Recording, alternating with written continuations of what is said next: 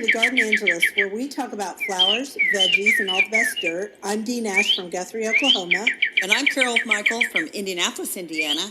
We call ourselves Garden Angelus because we are evangelists for gardening. We love gardening and we want others to love it too. Yes, we do. We are also authors and invite you to check out our books, including my book, The 20-30-something Garden Guide and No Fuss, Down and Dirty Gardening 101 for anyone who wants to grow stuff. Yes, that's a mouthful. And my books, including Potted and Pruned, Homegrown and Handpicked, and Seeded and Sodded, my trilogy of gardening humor. You can ask for our books at your favorite bookstore or find them online wherever books are sold. Speaking of online, you can also find us as the Garden Angelus on Twitter, Facebook, Instagram, and Pinterest, and we'd love for you to join our Facebook group, the Garden Angelus Garden Club. And now, with all that out of the way, let's move on to this week's episode. Hello, Dee. Hello, Carol. You have a quote for us today. I do. I think this describes us, Dee. Oh, yeah? Ideas are always disturbing, especially new ideas.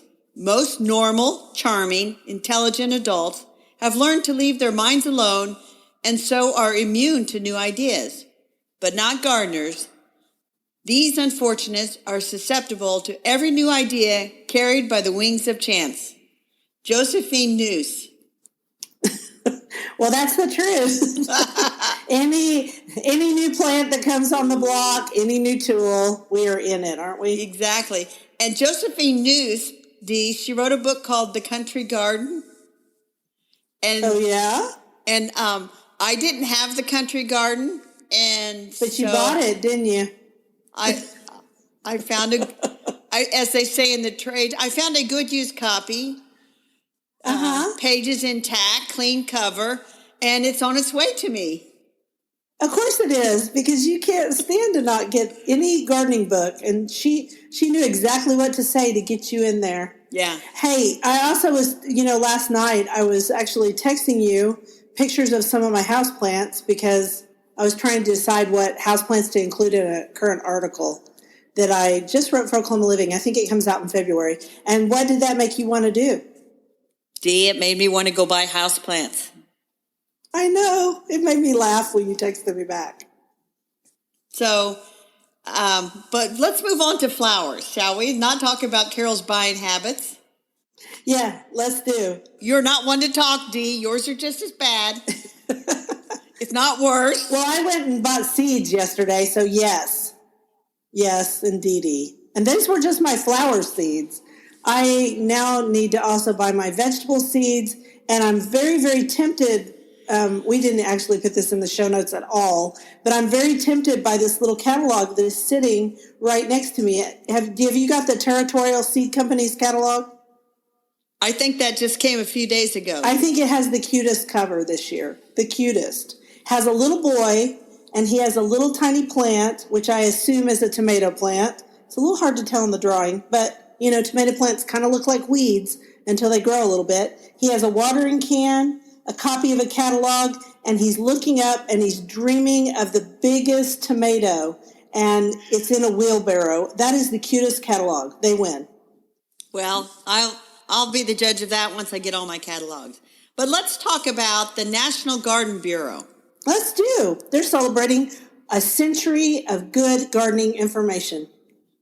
Yes, 100 years this year, and they have a ton of stuff, and we're going to put a link to their website so people can go look at it. But every year, they designate certain flowers and vegetables as the year of, and this year it's the year of lavender, lantana, corn, hydrangea, and iris. And in the next coming weeks, we're going to talk about all of those on the podcast, kind of one by one, or two by two, actually. So there you go. So first up, we're going to talk about lantana, which I'm going to have to cede the microphone over to you because I simply do not grow a lot of lantana. But probably after we talk, I will grow some.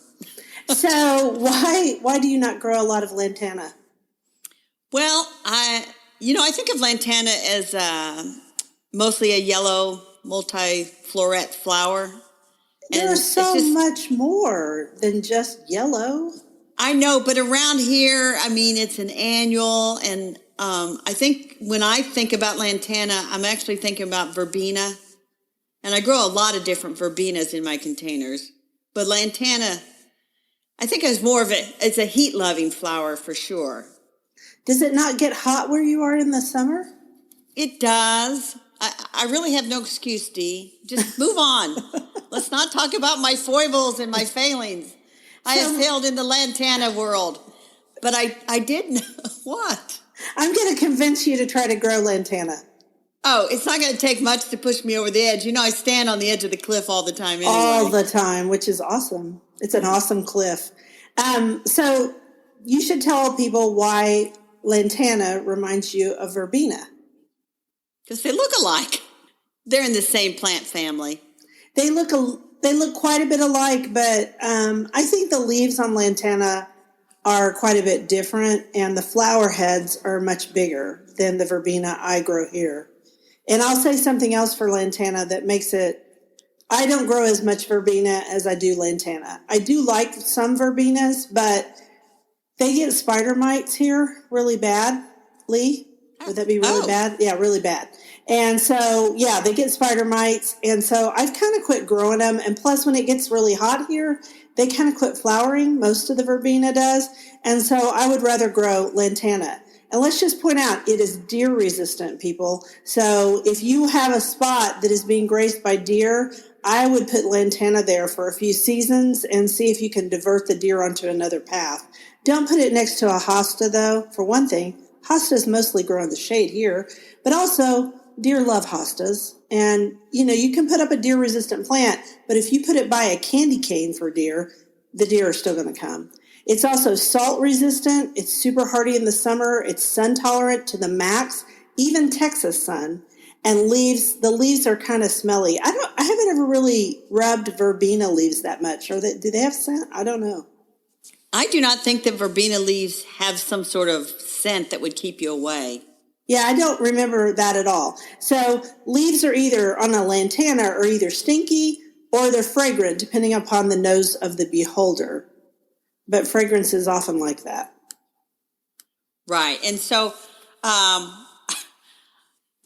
pretty convinced that I have really never grown a true lantana. And I'm admitting that on a podcast that anybody in the whole wide world could listen to. So, but it sounds pretty good because butterflies like lantana, right? Yeah, butterflies really love lantana. And when the monarchs come through and the queen butterflies in the fall, that's where they flock to, is the lantana. Also, the swallowtails, the tiger swallowtail loves lantana. It's a great nectar source for adult butterflies. So I actually grow lantana around my red fountain and in the center of my potager. And the reason I do that is I also grow dill and parsley and some other plants which are liked by the giant swallowtail. In fact, all swallowtails, but the giant swallowtail really, really loves my garden. And it's the Oklahoma State butterfly, so I'm trying to encourage it. And by having an adult nectar source next to a source for their caterpillars, then you've done a double whammy, and that's an easy way to butterfly garden. Win-win. Win-win. Now, most lantanas are annuals in Oklahoma too, but some do overwinter okay, and especially in Oklahoma City. I'll be honest, out here where I live, there are no lantanas that overwinter. I've never had one. I have to dig them up every spring, and they're kind of a nightmare. But New Gold, which is that yellow one you're talking about, probably right, because it's really famous and well distributed across the United States. It does overwinter in Oklahoma City if we have a mild winter like the one we're having this year. In fact, we're basically having no winter at all so far. And so I don't like New Gold that much. It's okay. But there are so many other lantanas out there. And while we were kind of coming up with some ideas for this podcast, I thought about the fact that I really, really like Dallas Red. That's one of my very favorite ones. And it's got different shades of red and kind of a dark orange color. And that's the one that I think I will just plant in mass around my fountain this year. Sometimes I mix up the plants and sometimes I choose one plant. So you can hold me to it. I'm probably going to do Dallas Red. Okay, I'm going to hold you to it. I am actually going to look for a true lantana. I just don't think that, I just don't think I've seen that many, but I think I probably have, and I tend to ignore them and go straight for the verbenas, which have a wider range of colors, I'll say. So I'm going to look for it because I think it'll be pretty and it'll attract butterflies, and why not? You know there are pink lantanas too, right?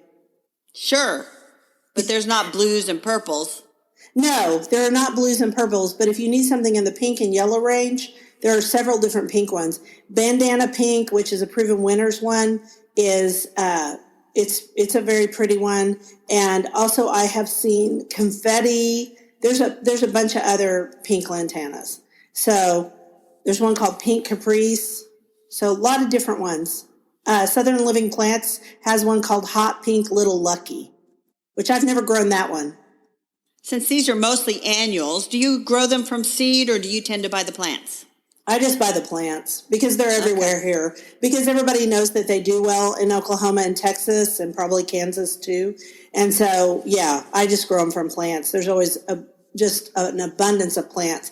I've bought Dallas Red. It's a little harder to find, and so I buy it. Usually, Bustani Plant Farm has Dallas Red. Well, good.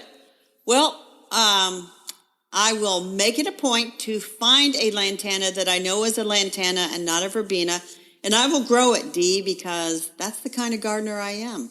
Well, you can grow that, and then we'll talk about if it did well in Indiana, whether you're going to put it in a pot or whatever. Here we put them in pots, we put them in the ground, we put them everywhere. We need them. I would probably put it in a pot, although I am tempted to get some to put along the edges of the vegetable garden on the end of the rows, because I have raised bed rows.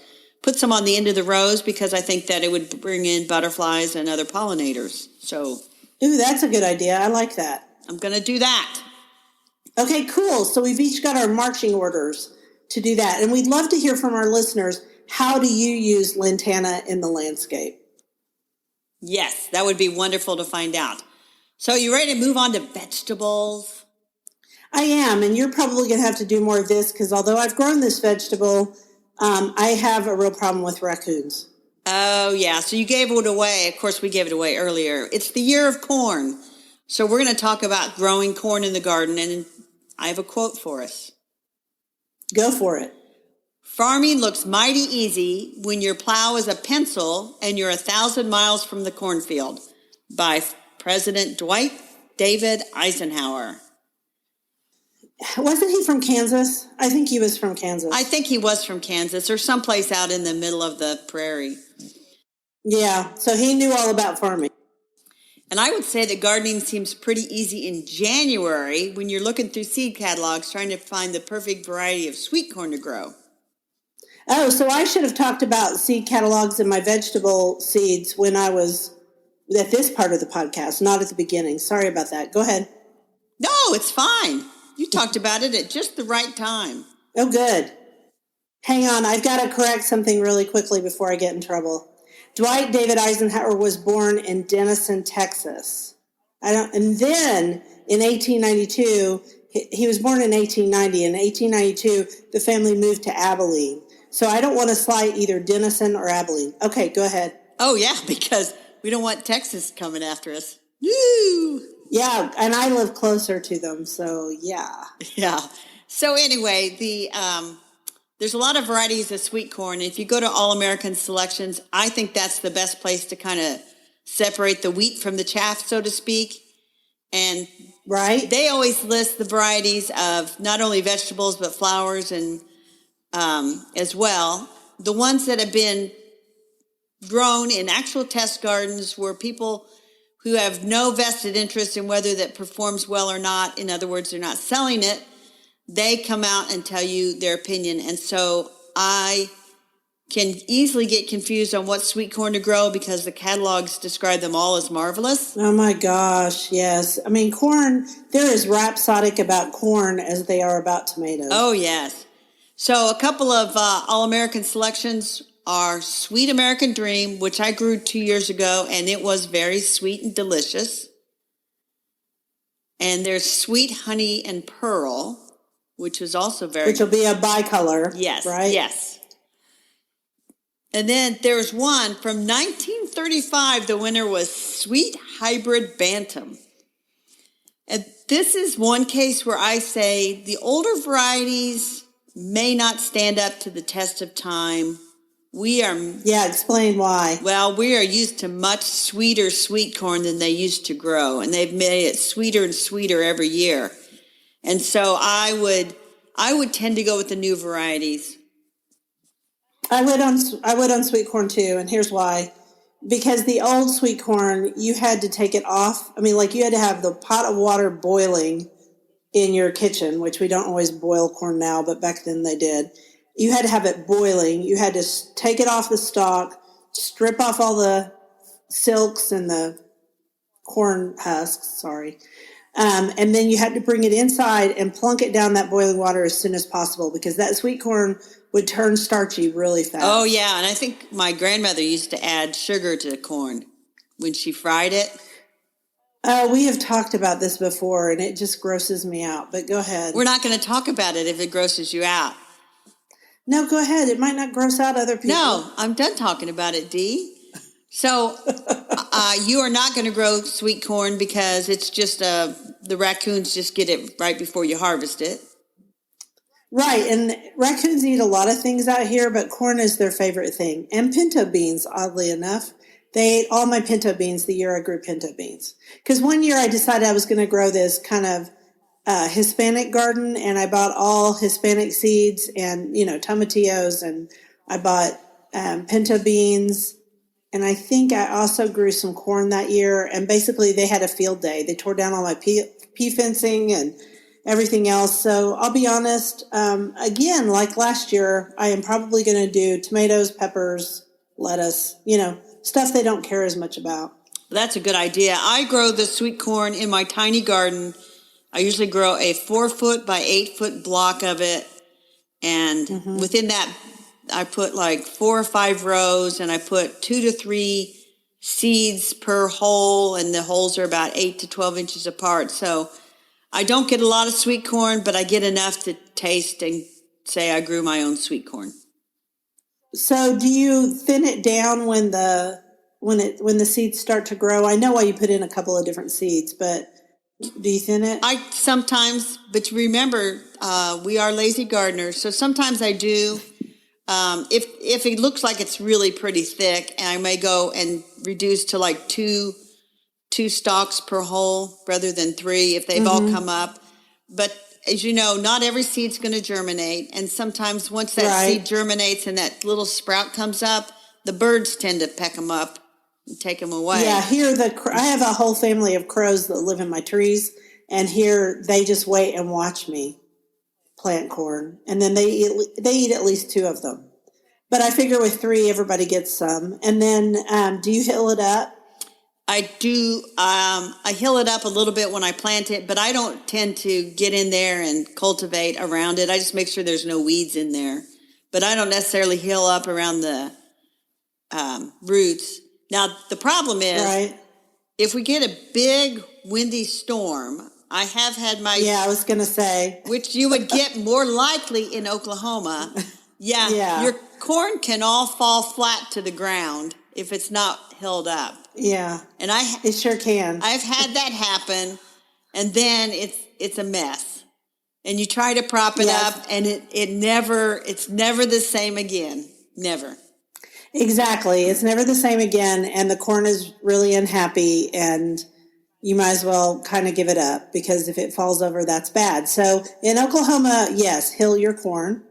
And I was going to say something else about it. I was going to ask you, do you feed it any nitrogen? Like manure? I should. I do try to spread a little bit of organic fertilizer in the bed where it's at. And I try not to obviously grow corn in the same spots because it is a heavy feeder and it can deplete the soil.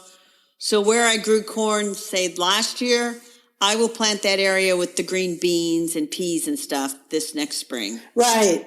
Because you usually follow corn with legumes because legumes fixate nitrogen in the soil. In fact, some people grow that Three Sisters idea where they grow a bean with the corn to twine up the corn stalk and then, grow another plant with it too. And that's supposed to help fixate nitrogen in the soil. Here's the deal. If you decide to do the Three Sisters planting, I say, God bless you. Go ahead, because my experience has been that you've got to start your corn first. You can't just put all three seeds in the same time. No. Because the beans will outgrow the corn, and then it just becomes a big mess. So start the corn first. Then if you want to start the bean seed around the corn, that's fine.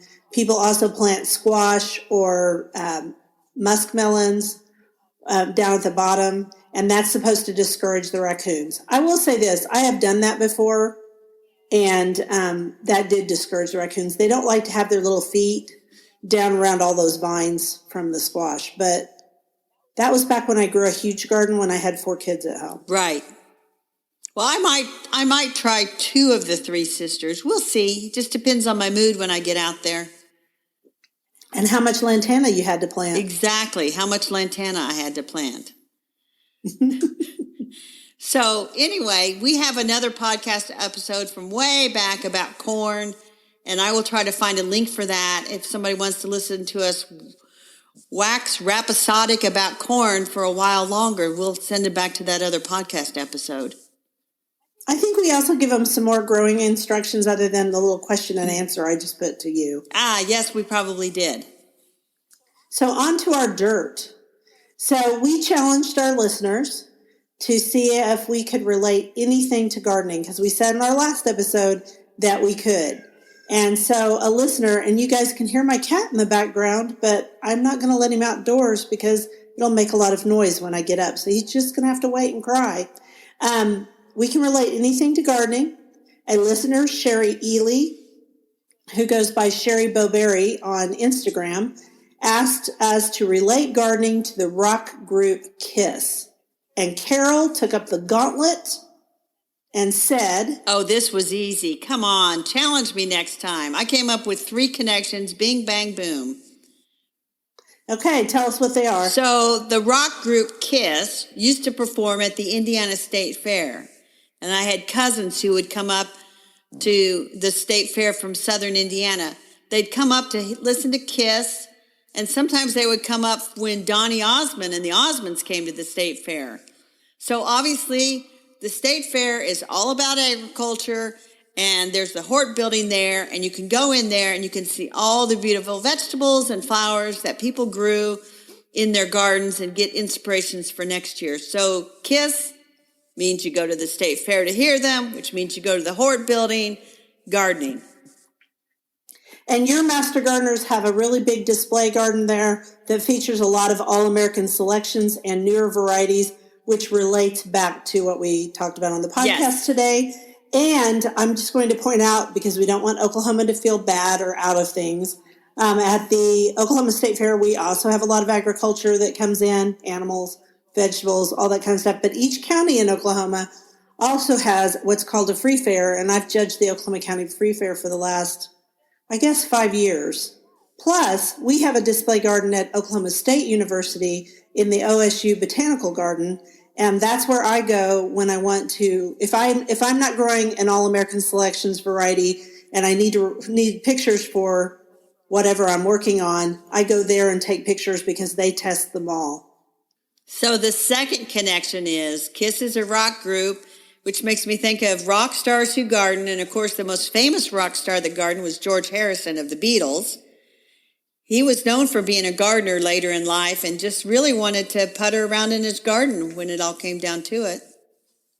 I mean, who doesn't? Exactly. And if you made as much money as George Harrison and the Beatles, you could. Right. And then I could get into Elton John and his garden, which Rosemary Veary, she was the designer. Designed it. Yep. But we're not going to go. I mean, the whole point is when we think about rock and roll, we think about which one's gardened.